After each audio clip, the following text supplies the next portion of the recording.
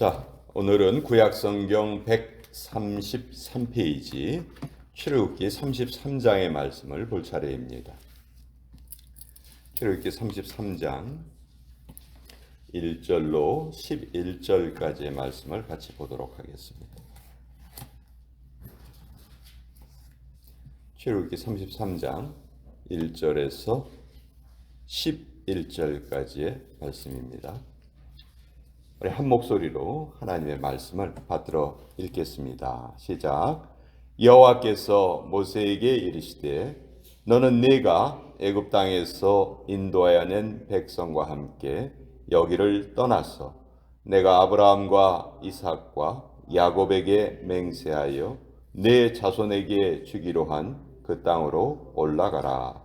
내가 사자를 너보다 앞서 보내어 가나안 사람과 아모리 사람과 헷 사람과 브리스 사람과 히위 사람과 여부스 사람을 쫓아내고 너희를 젖과 꿀이 흐르는 땅에 이르게 하려니와 나는 너희와 함께 올라가지 아니하리니 너희는 목이 곧은 백성인즉 내가 길에서 너희를 진멸할까 염려함이니라 하시니 백성이 이 준엄한 말씀을 듣고 슬퍼하여 한 사람도 자기의 몸을 단장하지 아니하니 여호와께서 모세에게 이르시기를 이스라엘 자손에게 이르라.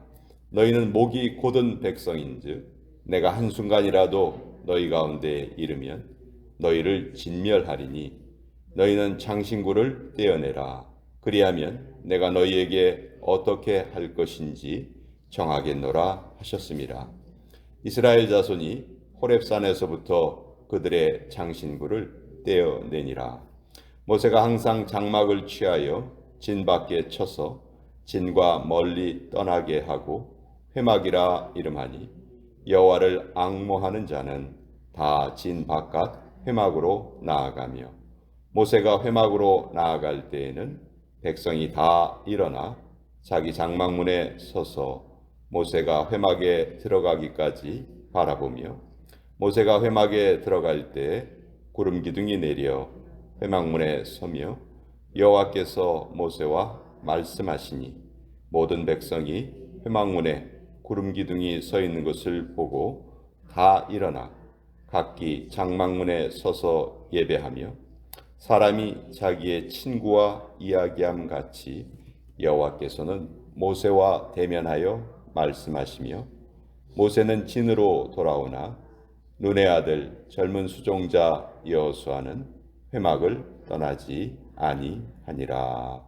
하나님의 말씀입니다. 아멘.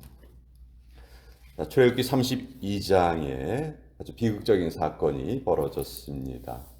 모세가 하나님께 율법을 받아 내려오기까지 그 기간을 기다리지 못했던 이스라엘 백성들이 금송아지를 만들어 놓고 그 앞에서 춤추며 예배했던 장면이 출애굽기 32장의 장면입니다. 모세는 내려오면서 그것을 보고 아주 진노하였죠. 하나님께 받은 10계명의 돌판을 던져서 깨뜨려 버릴 정도로 모세가 아주 진노했습니다. 자, 그리고 오늘은 그 다음 장면인데요. 이 장면이 있기 전에 그 이스라엘 백성 가운데 아주 대규모의 살육이 있었어요. 이건 뭐 동족이 동족을 살해하는 그런 비극이었죠. 그 금송아지 사건에 앞장섰던 사람들 3,000명을 레위 지파 사람들이 앞장서서 또 그들을 죽이는 그런 비극적인 사건이 일어난 거예요. 이제 그것은 뭐 하나님의 진노의 표현이라고 할 수 있겠죠. 자, 그리고 오늘 이제 33장으로 들어왔는데 이제 하나님께서 이스라엘 백성들을 너희는 이제 가나안 땅으로 올라가라. 그런데 내가 너와 함께하지는 않겠다 하는 그런 어떻게 보면 정말 이스라엘 백성들에게는 너무도 충격적인 말씀을 하시는 거예요. 사실 이스라엘 백성들이 애굽에서 나와서 가나안 땅으로 가는 길에 하나님의 인도와 보호하심이 없으면 도저히 한 발자국도 갈 수 없는 길이었거든요.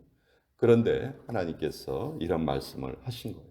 그만큼 하나님께서 이스라엘 백성들이 자기와의 약속을 깨뜨린 것을 슬퍼하시고 또 진노하셨다는 거죠. 이스라엘 백성들이 출애굽을 해서 시내산에 오기까지의 과정과 시내산을 출발해서 가나안 땅에 들어가기까지의 과정에 하나님께서 이들을 다루시는 방법이 좀 달라요. 시내산에 와서 여기에서 이제 하나님과 약속을 맺잖아요. 우리가 여기서 보통 구약이라고 부르죠. 올드 테스타먼트. 이 전까지는요. 하나님이 정말 많이 참으세요. 이 이전에도 별의별 일이 다 있었어요. 이 이전에도 하나님의 백성, 그러니까 이스라엘 백성들이 하나님을 원망하고 우리가 묻힐 곳이 없어서 여기로 끌어냈느냐, 우리 마실 물이 없다, 우리 배가 고프다, 우리 고기를 달라, 뭐 얼마나 많은 그 불평을 했는지 몰라요. 그런데 그럼에도 불구하고 하나님께서 시내산까지 이끌어 오실 때에는 그렇게 크게 진노하지 않았어요. 그냥 타이르시는 정도예요. 그러지 말아라, 그러지 말아라는 타이르시는 정도예요. 근데 시내산에서 하나님이 이스라엘 백성과 약속을 맺으세요. 너희가 내 명령을 잘 지키면 이제부터 너희는 내 백성이 되고 나는 너희의 아버지가 되리라. 여기서 아주 준엄한 계약을 맺으십니다. 이때 이스라엘 백성들이 모두 다 아멘 그렇게 하겠습니다. 아주 철석같이 약속을 했어요. 자, 이 약속을 한 다음부터는 하나님께서 이스라엘 백성들을 다루시는 모습이 달라져요. 조금만 잘못하면은 바로바로 진노하시고 징벌하세요. 여러분 이것이 어떻게 보면 약속의 위력이에요. 약속이 얼마나 소중한가를 우리는 잘 알아야 돼. 약속을 맺기 전까지는 다 그럴 수 있다라고 넘어갈 수 있지만 일단 약속을 맺은 다음에는 우리는 반드시 그 약속을 지켜야 되는 것을 하나님께서 우리에게 보여주고 계시는데 그런 내용이 이제 출애굽기 33장에 나오는 거예요. 출애굽기 32장에서 그렇게 큰 잘못을 범하고 나니까 하나님께서 이제 나 너희들 도저히 못 믿겠다. 그냥 너희는 그냥 너희들끼리 그냥 가라. 왜냐하면 3절에 보세요. 너희를 젖과 꿀이 흐르는 땅에 이르게 하려니와 나는 너희와 함께 올라가지 아니하리니 너희는 목이 곧은 백성이기 때문에. 목이 곧다는 말은 아주 정말 우리가 들어서는 안 되는 표현이죠. 목이 곧다는 것은 누구에게든지 순종하지 않는다는 거예요. 하나님에게까지도 순종하지 않을 때 그것을 목이 곧다 이런 그 표현을 쓰는 것이죠. 하나님이 너희가 목이 곧은 백성이다라는 이 표현을 오늘 출애굽기 33장에서 두 번이나 쓰세요. 너희가 나의 말을 순종하지 않기 때문에 내가 너희를 진멸할까 염려하며 너희들이 이 상태로 가면 조금 전에 얼마 전에 3천 명이 그 금송아지 숭배하다가 죽은 것처럼 너희들 앞으로 이런 비슷한 잘못을 계속 저지를 텐데 그때마다 내가 너희를 벌하면 너희는 다 한 사람도 남지 않고 다 진멸될 것이다. 그러니까 차라리 내가 너희와 함께 가지 않는 것이 좋겠다. 대신 천사는 보내줄게. 내가 사자를 너에게 보내겠다 이렇게 말씀하시죠. 2절에 내가 사자를 너보다 앞서 보내어. 여기 사자는 이제 천사를 말하는 거예요. 내가 동행하지는 않겠다. 그렇지만 내가 너희를 가나안 땅으로 이끌겠다는 약속은 했기 때문에 그 약속은 내가 지키겠다. 이런 표현이에요. 정말 이스라엘 백성들이 전혀 기대하지 못했던 그런 준엄한 말씀을 하나님께서 지금 하시는 거예요. 그 4절에 보시면 백성이 이 준엄한 말씀을 듣고 슬퍼하여 한 사람도 자기의 몸을 단장하지 않았다. 자, 몸을 단장하지 않은 게 이게 무슨 뜻인가? 여기 보면요. 이스라엘 백성들이 이 이전에 금송아지의 형상을 만들어 놓고 숭배했잖아요. 애굽에 있을 때 그 장신구가요. 대부분 그들이 섬기는 어떤 형상의 모습이었어요. 애굽은 다 신교 사회였거든요. 그러니까 뭐 별하별 거를 다 신으로 섬겼는데 그런 것들을 섬긴다는 표현을 그것을 조그만 형태로 만들어서 몸에다가 장신구를 지녔다는 거죠. 목걸이로 했다든지 뭐 귀걸이를 했다든지 팔찌를 했다든지 그런 식으로 그런 형상을 만들어서 몸에 지니고 있었던 거예요. 그런 것이 있으면 안심을 했던 것이죠. 아, 이게 날 지켜줄 거야. 정말 말도 안 되는 잘못된 행위죠. 근데 우리 인간의 속성에 그런 연약함이 다 들어있는 거예요. 하나님을 섬긴다 하면서도 지금까지 그런 장신구를 달고 있었던 거예요. 그래서 5절에 여호와께서 모세에게 이르시기를 이스라엘 자손에게 이르라.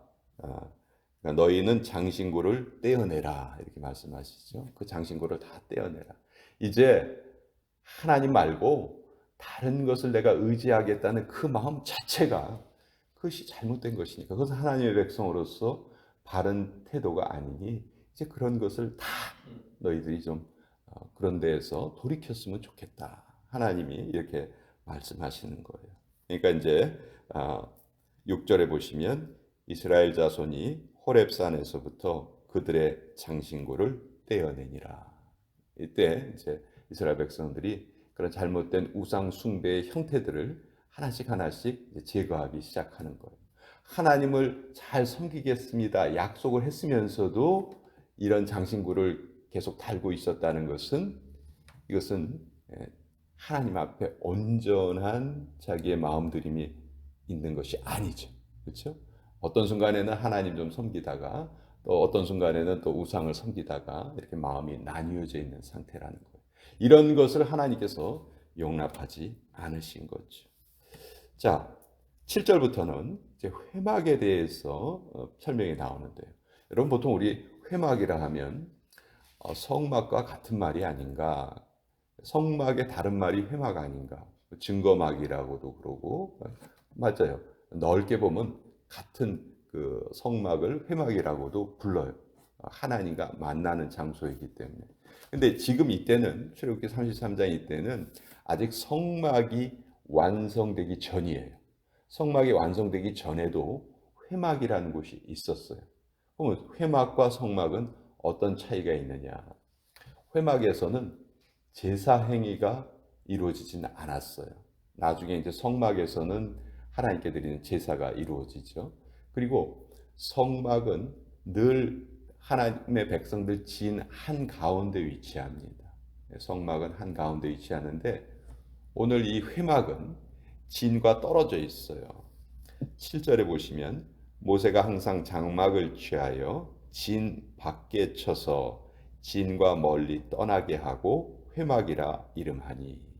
그러니까 하나님을 만나는 장소인 것은 같지만 제사 행위가 이루어지지 않았던 곳이 회막이고 또 이스라엘 백성들의 진에서 떨어져 있었던 곳이 회막이에요. 그러니까 모세가 하나님과 1대1로 만나서 기도하고 하나님과 대화하고 하나님의 명령을 받는 곳이 회막이었던 거죠. 예. 저나 여러분이 다 각자의 회막이 있어야 돼요. 어떤 면에서 우리가 지금 모여 있는 이곳도 우리 각자의 회막이라고 할 수 있어요. 하나님과 내가 만나는 곳이에요. 만나서 이야기하는 곳이에요. 자, 이때 하나님께서 모세와 이야기를 하실 때 얼마나 모세에게 큰 은혜를 주셨냐 하면 11절에 보시면 사람이 자기의 친구와 이야기함 같이 여호와께서는 모세와 대면하여 말씀하시며 이렇게 돼 있어요. 그러니까 회막에서 모세가 하나님을 만날 때 일단 구름이 바깥에 보였고요. 그 구름을 통해서 지금 하나님의 임재를 나타내 주셨고 그리고 실제로 모세가 하나님과 대화할 때는 마치 친구와 이야기함과 같았다. 여러분 우리가 친구와 이야기할 때는 어떻게 이야기합니까? 내가 일방적으로 막 이야기하고 친구는 가만히 듣고 있고 그렇습니까? 반대로 친구가 계속 이야기하고 나는 가만히 듣고 있고 그렇습니까? 그렇지 않죠. 그건 대화라고 할 수 없죠. 친구와 이야기한다는 것은 내가 이렇게 이야기하면 또 친구가 이런 대답을 하고 또 친구가 어떤 이야기를 하면 또 내가 거기에 대해서 대답을 하고, 정말 우리말 표현으로 하면 오손도손, 사이좋게 이렇게 서로 이야기를 하는 것을 친구와 대화한다, 그렇게 말하죠. 모세가 하나님께 기도할 때 이와 같았다는 거예요. 우리의 기도하고는 좀 다르죠. 우리가 기도할 때는 어떻게 하기가 쉬워요? 계속 하나님께 일방적으로 우리 할 말 딱 하고 하나님 알아서 하세요 하고 딱 일어서서 나가는 경우가 많죠. 근데 그것은 대화라고 할 수 없잖아요. 그렇죠? 기도라는 것은 어떤 의미에서 말하는 것보다는 듣는 것이 더 우리에게 중요한 것인데, 우리가 하나님의 그 세미한 음성을 들을 시간을 우리 스스로 하나님께 드리지 않는 거예요. 그러고 나는 기도했다 생각을 하는 거죠. 그것은 잘못입니다. 오늘 이 모세와 하나님과 기도하는 장면을 보면 그렇지 않은 거예요. 그래서 이제 12절서부터는 모세가 하나님과 이제 대화하는 장면이에요. 우리가 읽지는 않았지만 이런 내용이에요. 지금 하나님께서 나 너희와 함께 가나안으로 올라가지 않겠다, 이렇게 하나님 말씀하셨잖아요. 그러니까 이제 모세가 거기에 대해서 하나님 다시 한번 우리를 불쌍히 여겨 주시고 우리를 용서하여 주시옵소서. 제발 하나님이 하신 그 말씀을 다시 변경시켜 주시옵소서, 그렇게 부탁을 하는 거예요. 그러니까 이렇게 얘기해요. 하나님이 같이 가시지 않겠다면 우리를 거기에 보내지 마세요. 하나님이 안 계신 가나안 땅은 그건 가나안 땅이 아닙니다. 그건 약속의 땅이 아니고 오히려 지옥의 땅입니다. 하나님이 계시지 않는 곳에 우리가 올라갈 필요가 무엇이 있겠습니까? 하나님께서 계시지 않는다면 그 땅이 어찌 젖과 꿀이 흐르는 땅이라고 할 수 있겠습니까? 그러니 하나님 우리를 긍휼히 여겨주시고 우리와 함께 올라가 주시옵소서. 이때 모세가 온 백성을 대신해서 중보자의 위치에 서서 하나님께 간구합니다. 그리고 하나님이 이 간구를 들어주시고 이제 같이 이스라엘 백성들과 함께 동행하시게 되죠. 이때 이제 출애굽기 33장 뒷부분을 많은 분들이 이제 의문을 가지고 계세요. 22절과 23절 한번 보세요. 여기 보면 하나님께서 모세에게 자신의 모습을 보여주세요. 이렇게 돼 있죠. 내 영광이 지나갈 때 내가 너를 반석 틈에 두고 내가 지나가도록 내 손으로 너를 덮었다가 손을 거두리니 내가 내 등을 볼 것이요 얼굴은 보지 못하리라. 이 부분에 대해서 이게 도대체 무슨 뜻이에요? 하고 의문을 가지고 계신 분들이 참 많아요. 하나님을 우리가 눈으로 볼 수 있단 말이에요. 하나님이 등이 있고 얼굴이 있으세요? 이렇게 이제 그 질문하시는 분들이 많은데, 이것은 하나님의 하시고자 하는 말씀을 우리 사람들이 가장 이해하기 쉬운 표현으로 표현을 한 거예요. 하나님은 영이시잖아요. 형체가 없으세요. 그런 하나님 무슨 등이 있으시고 얼굴이 있으시겠어요? 그러니까 여기에서 내가 내 등을 잠깐 보여주고 얼굴은 보지 못하리라 하는 것은 모세에게 하나님께서 모세가 받을 분량의 영적인 은혜를 내려주셨다는 거예요. 누구든지 하나님을 대면하여 보면은 죽을 수밖에 없습니다. 뭐 눈이 부셔서 죽는다는 게 아니죠.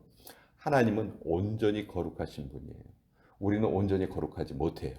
그러니까 온전히 거룩하지 못한 존재가 온전히 거룩한 하나님을 뵐 때에는 죽을 수밖에 없어요. 그것이 거룩하지 못한 자의 어떻게 보면 숙명이라고 할 수가 있겠지요. 그런데 가끔 하나님께서 특별한 은혜를 베풀어 주셔서 하나님의 그 은총을 우리가 맛보게 해주신다는 거예요. 그것이 이제 모세에게 내려주신 이 귀한 은총이죠. 근데 하나님이 왜 모세에게 이 귀한 은총을 내려주셨을까? 이 이전에 모세가 한 기도 때문이에요. 모세는 자기가 잘못을 범하는 자리에 있지 않았어요. 그렇죠? 금송아지가 만들어질 때 모세는 그 자리에 있지 않았어요. 그렇지만 그 잘못을 자기의 잘못으로 떠안고 하나님께 기도합니다. 그래서 모세를 예수님의 표상이라고 그러잖아요. 예수님이 우리 인간의 죄를 대신 짊어지신 것처럼 모세가 백성들의 죄를 자기의 죄로 짊어지고 하나님께 기도했던 것이죠. 그래서 그 기도를 하나님이 기쁘게 받으시고 하나님의 위엄의 일부분을 조금이라도 경험하게 해주셨다는 거죠. 그것이 이제 출애굽기 33장에 그 뒷부분에 나오는 내용이에요. 근데 이제 이 성경에 대해서 이렇게 성경 전체를 바라보지 않고 그냥 한 구절을 보고 야 여기에 보면 하나님이 등이 있으시고 얼굴이 있으시네. 이게 도대체 무슨 뜻인가? 이렇게 우리가 생각하면 안 되겠죠. 우리가 이해할 수 있는 언어로 표현한 것이다. 그래서 우리 출애굽기 33장에서 알 수 있는 것은 약속을 맺은 후에는 하나님이 우리에게 진노하신다는 거예요. 우리도 똑같죠. 우린 지금 하나님과 약속을 맺은 사람들이에요. 우리 하나님과 약속 맺기 전에 사람들이 아니라고요. 이미 예수님을 통해서 하나님과 온전한 약속을 맺은 사람들이에요. 그렇다면 이제 우리가 하나님께 잘못할 때 하나님이 우리의 삶에 진노하신다는 거예요. 그 진노가 정말 무서운 진노라는 것이죠. 그리고 그것을 해결해 주시는 방법이 우리에게 계신 중보자 예수님이라는 거예요. 그러니까 우리가 어차피 나는 앞으로 한 번도 잘못을 저지르지 않고 살아갈 거야. 그렇게 자신할 수 있는 사람은 없어요. 그런데 그런 잘못을 깨달을 때마다 우리에게 계신 예수님께 우리는 다시 한번 의지하는 수밖에 없다 하는 것이죠. 그것을 가장 잘 보여주는 그런 구약의 내용이 출애굽기 33장이에요. 자, 오늘도 우리는 하나님과 나만의 회막에 모여 있습니다. 나와 하나님과의 회막에서 우리는 하나님의 모세와 친구처럼 대화하신 것처럼 우리도 하나님과 그런 친밀한 대화를 나눌 수 있어야 돼요. 그래서 우리가 하나님께 일방적으로 말하는 태도에서 벗어나서 하나님의 그 음성을 들으려는 그런 태도를 가지고 기도에 임해야 되겠다. 그런 것을 또 다시 한번 우리 같이 깨닫게 됩니다. 자,